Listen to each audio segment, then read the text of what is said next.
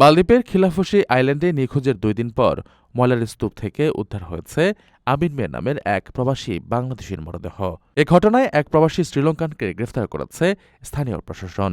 তাকে রিমান্ডে নেওয়া হয়েছে। পুলিশের বরাত দিয়ে স্থানীয় গণমাধ্যম জানিয়েছে, গত ২৬ জানুয়ারি প্রবাসী বাংলাদেশি আমিন মিয়া কর্মস্থল থেকে নিখোঁজ হন। ২ দিন পর ২৮ জানুয়ারি খিলাফুশি আইল্যান্ডের ময়লার স্তূপের ভেতর থেকে ওই প্রবাসী বাংলাদেশির মরদেহ উদ্ধার করা হয়।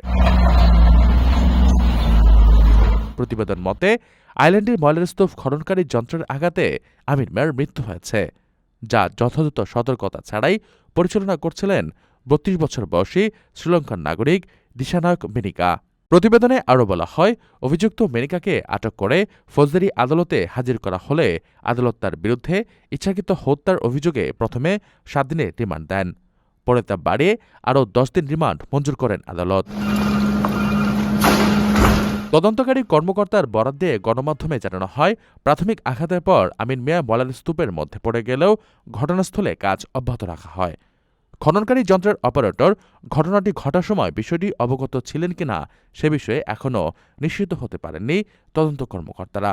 তবে সিসিটিভি ফুটেজে স্পষ্টভাবে খননকারী যন্ত্রের আঘাতে আমিন মিয়ার আহত হওয়ার মুহূর্তটি ধরা পড়েছে, যাতে তার মৃত্যুর কারণ সম্পর্কে গুরুত্বপূর্ণ প্রমাণ মেলে।